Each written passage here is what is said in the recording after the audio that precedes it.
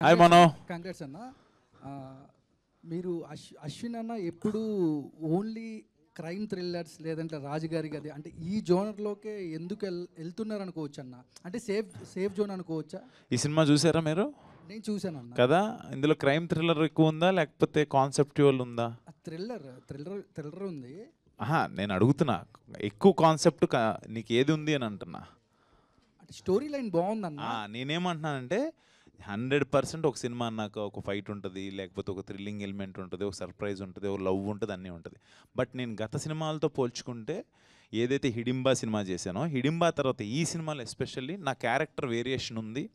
At the same time నేను ఒక పక్కింటి అబ్బాయిలా కనబడ్డాను. అట్ ద సేమ్ టైం ఒక యూనిక్ కాన్సెప్ట్, నేను ఇందాడ ఏదైతే డాగ్ కాన్సెప్ట్ అన్నానో అదొక యూనిక్గా అనిపించి నేను ఒప్పుకున్నా. నేను ఆ కాన్సెప్ట్ నచ్చి నేను థ్రిల్లింగ్ ఎలిమెంట్లో ఎంతసేపు ఉన్నానన్నది నేను చూసుకున్నా. మిగతాది ఏంటి అనేది పక్కన పెడితే నాకు బాగా నచ్చిన అంశమే మీరు ఏదైతే మీరు అందరూ ఇంటర్వెల్ ట్విస్ట్ చాలా బాగుంది, అదిరిపోయింది అన్నారో, ఆ మాట అనిపించుకుంటానికి కథ ఒప్పుకున్నా. యాక్చువల్గా మేము ఇద్దరం కూడా డిస్కస్ చేసుకున్నాం, డార్లింగ్ థ్రిల్లింగ్ ఎలిమెంట్ ఏంటంటే, సార్ అసలు మీ పాట కాదు కదా సార్, అది మీకు ఇంటర్వెల్ తర్వాత నుంచి మీకు దాంట్లోకి తెలియకుండా ఎంటర్ అవుతారు కదా అనేటప్పటికి ఐ ఫెల్ట్ ఓకే. ఇంకొక మాట మెయిన్ ఏంటంటే, తప్పే ఉంది, ఒకవేళ థ్రిల్లింగ్ చేసినా కూడా తప్పే ఉంది. కొంతమంది రాజుగారికి 4 చేయమంటున్నారు, మళ్ళీ ఇప్పుడు చేస్తే ఇప్పుడు చెయ్యాలా వద్దా మనోహర్ అడిగాడని ఆలోచించాలి. కమర్షియల్ సినిమా సైడ్ ఎందుకు పంపించు డార్లింగ్, నాకు మంచి స్క్రిప్ట్ పంపించింది. కమర్షియల్ సినిమా, కమర్షియల్ ప్రొడ్యూసర్ని, కమర్షియల్ డైరెక్టర్ని కాదని నేను అనట్లేదు. అంటే నాకు వచ్చిన స్క్రిప్ట్స్లో ఒక మంచి స్క్రిప్ట్ చేయాలి. ఏదన్నా మన స్క్రిప్ట్ చూసి అరే భలే ఉంది స్క్రిప్ట్, ఇది బాగుంది, భలే చేశాడు, మంచి మంచి పాయింట్ ఎంచుకున్నాడు అశ్విన్ అని అనుకుంటే చాలు. మీ ఎంట్రీ సీన్లో చిరంజీవి గారి పోస్టర్ ఉంటుంది. యాజ్ ఇట్ ఈస్గా మీ సినిమాకి రిలేటెడ్గా టైటిల్ త్రినేత్రుడు ఏదైతే ఉందో థాట్ ఎవరికి వచ్చిందన్న? చిరంజీవి గారి పోస్టర్ బ్యాక్గ్రౌండ్ అది 100% మా డైరెక్టర్ గారు థాట్ అండ్ శివేంద్ర గారు నన్ను అలా చూపించిన విధానం, వికాస్ బడిస్ ఇచ్చిన మ్యూజిక్, ఆ ఎలివేషను, కరెక్ట్గా కథకి శివుడాజ్ఞ లేనిదేం చేవైనా కుట్టదు, అలాంటిది ఒక ప్రాబ్లం వస్తే ఆ శివుడు ఏదో ఒక రూపంలో వస్తాడని, ఆ త్రినేత్రుడు రూపంలో వస్తాడని చిరంజీవి గారిని చూపించడం, ఈ రోజున థియేటర్లో విజిల్స్ క్లాప్స్ పడుతున్నాయి ఎస్పెషల్ ఆ ఇంట్రడక్షన్ సీన్కి. అది కమర్షియల్ ఎలిమెంటేగా. Thank you. డైరెక్టర్ గారు సార్, మీరు ఎంచుకున్న పాయింట్ బాగుంది, కానీ ఈ మామూలుగా డైరెక్టర్లు క్లైమాక్స్ 2-3 వర్షన్స్ రాసుకుంటారు కదా, అలా ఏమన్నా 2-3 వర్షన్స్ రాసుకున్నారా, ఇదే అనుకున్నారా? అనుకోవడానికి అయితే అనుకున్నాము, ఒక 2-3 వర్షన్స్ అనుకున్నాము. బట్ ఫైనల్గా శివుడిని చూపించిన తర్వాత ఇంకా మీరు చూసారు సీజీలో ద క్వాలిటీ ఆఫ్ శివుడు రావడం, ఆ శివతాండం లాంటిది, అండ్ కపాలం మీద కాలు పెట్టడం, ఆ తర్వాత ఏది రాసుకున్నా ఆనట్లేదు. అనుకోవడానికి మేము అంత టీం అంతా కూర్చొని ఒక 2-3 వర్షన్స్ అనుకున్నాం.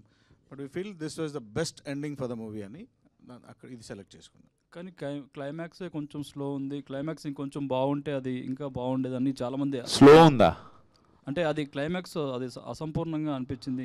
అలా ఏదైనా చెప్పండి, అంటే స్లో ఉంది మాకు భయం వేస్తుంటుంది.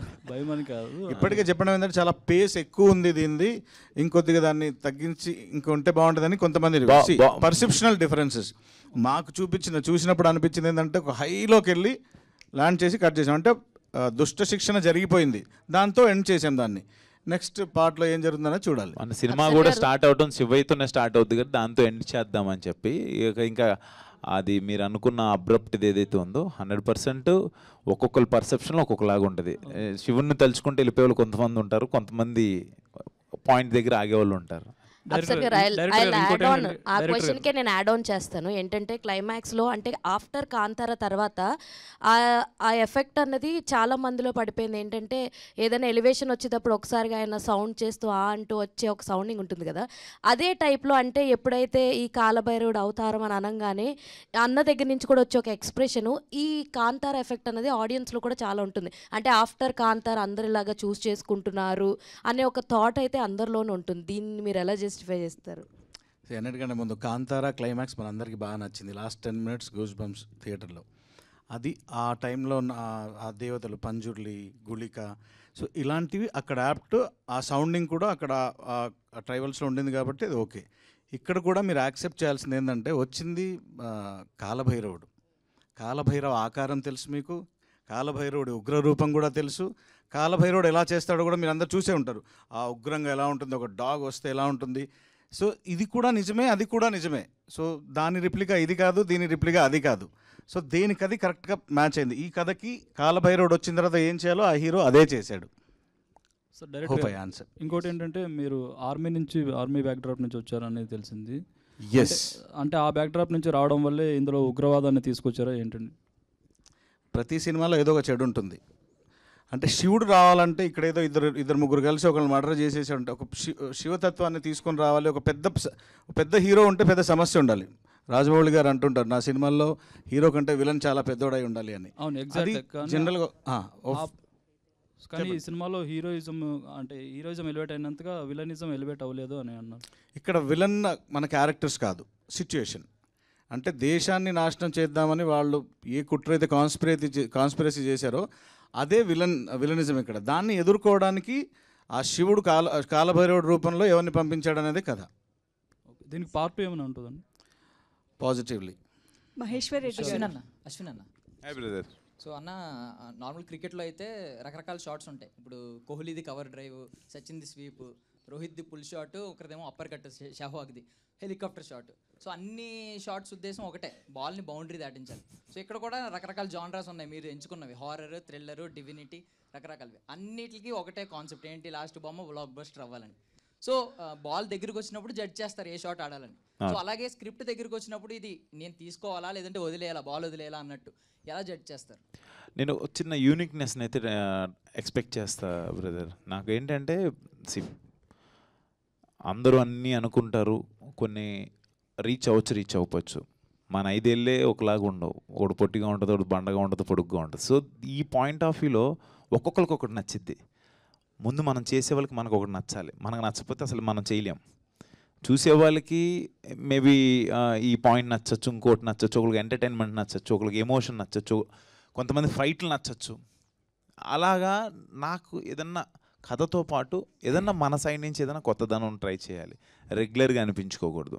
ఎస్, అక్కడక్కడ ఇది మిస్ అయింది, అది మిస్ అయింది అని మేబీ అనుకోవచ్చు. బట్ కాన్సెప్చువల్గా అరే భలే పాయింట్ తెచ్చాడురా, భలే కొత్తదనం ఉంది అని అనిపించుకోవాలని ఉంటుంది నాకు. అశ్విన్ భాయ్ బ్రదర్, నేను వెంకట్ ఎన్టీవీ. చెప్పండి బ్రదర్. మీరు చెప్పేదేమో శివతత్వం, ప్రమోషన్లో గే ప్రమోషన్ చేసావు, ఏంటి ఇది? ఏదేది గే గే గే అంటే ఒక చేసావు కదా ఒక వీడియో బాగా వైరల్ అవుతుంది. ఏది? ఒక అబ్బాయితో పూల చొక్కా, టమాటా. అర్ధనారీశ్వరుడు అంటే ఎవరు? ఏది గేనా? అర్ధనారీశ్వరుడు అంటే ఎవరు? నేను అడుగుతున్నా మిమ్మల్ని, అర్ధనారీశ్వరుడు అంటే ఎవరు అని అడుగుతున్నా. అర్ధనారీశ్వరుడు శివుడు మరి కాదు. మీరు అంటే నా పాయింట్ ఏంటంటే, నేను నా సినిమా ప్రమోషన్ కోసం ఈ షర్ట్ వేసుకొని నేను ప్రతి చోటికి వెళ్తున్నప్పుడు ఒక్కొక్కరు ఒక కాన్సెప్ట్తో వస్తారు. నేను అలాగా ఇంకొక మాట ఏంటంటే, మొన్న ఒక అమ్మాయి స్నేహ అని, తను ఒక అమ్మాయి వరంగల్ నుంచి ట్రాన్స్జెండర్ వచ్చి నాతో అడిగింది, నేను చేశాను. ఐఎమ్ కమింగ్ టు మీ క్వశ్చన్కి వస్తున్నా. అలా ఎవరు ఏ కాన్సెప్ట్తో వచ్చినా కూడా సినిమాని ప్రమోట్ చేసుకోవడానికి నేను ఏదన్నా చేస్తాను. దాంట్లో తప్పే ఉందని అంటున్నాను బ్రదర్. తప్పేం కాదు కదా అంటున్నా.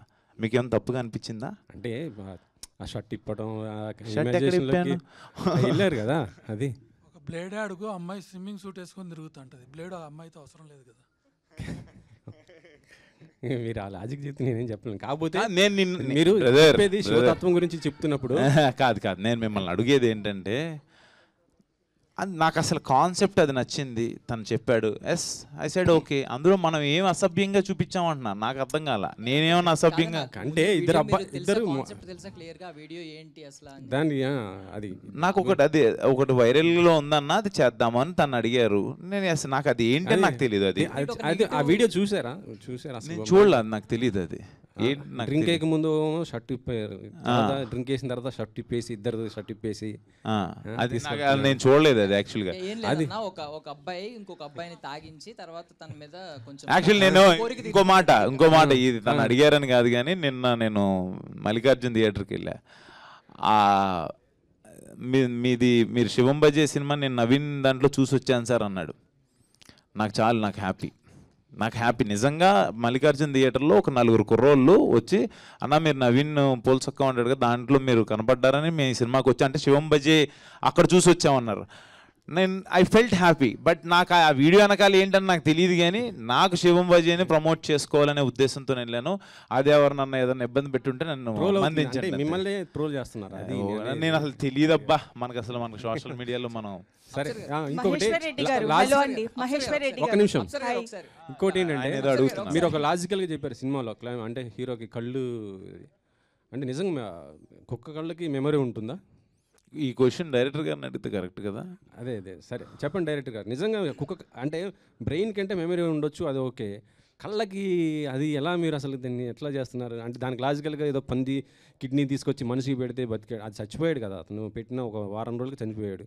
ఈ కళ్ళకి మెమరీ అనేది ఎలా ఉంటుంది అసలుకి? ఇది మీరు ఎలా దీన్ని కన్వర్ట్ చేస్తున్నారు నాకు అర్థం కావట్లేదు. మూవీ చూసారా? చూశాను కాబట్టి మీరు దీంట్లో ఎక్స్ప్లెయిన్ ఇచ్చారు కాబట్టి నేను చెప్తున్నాను. ఎక్స్ప్లెనేషన్ అదే ఇవ్వబోతున్నాను. మళ్ళీ జినో ట్రాన్స్ప్లాంటేషన్ లాస్ట్ కొన్ని వంద ముందు నుండే ఉంది. జినో ట్రాన్స్ప్లాంటేషన్ అంటే మనిషి అవయవాలు దొరికినప్పుడు ఆల్టర్నేట్గా వెళ్దాం, అండ్ ప్రాక్టికల్లీ నడుస్తున్నాయి ఇవన్నీ. జినో ట్రాన్స్ప్లాంటేషన్ ఇప్పుడు 100% సక్సెస్ అవ్వలేదు. అవును. బట్ ఇన్ ప్రాక్టీస్లో that has given 85 to 90% success ఇచ్చింది. ఇది నమ్ముతారా?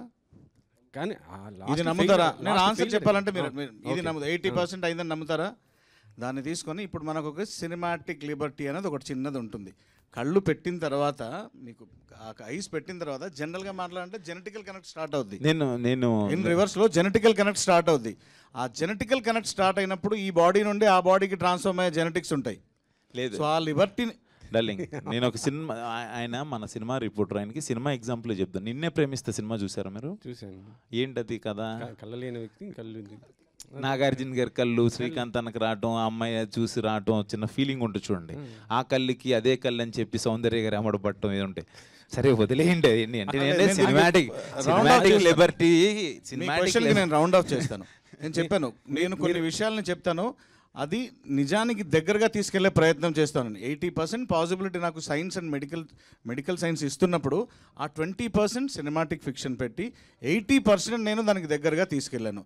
దానికి రిఫరెన్సెస్ నేను మిగతా చుట్టుపక్కల జరిగిన ఇచ్చాను విత్ ప్రూఫ్. నేను ఒప్పుకుంటా. కానీ రేపు పొద్దున ఈ మెడికల్ స్టూడెంట్ నిజంగా మీ సినిమాటిక్ దాన్ని తీసి ఫాలో అవుతే పరిస్థితి ఏంటి?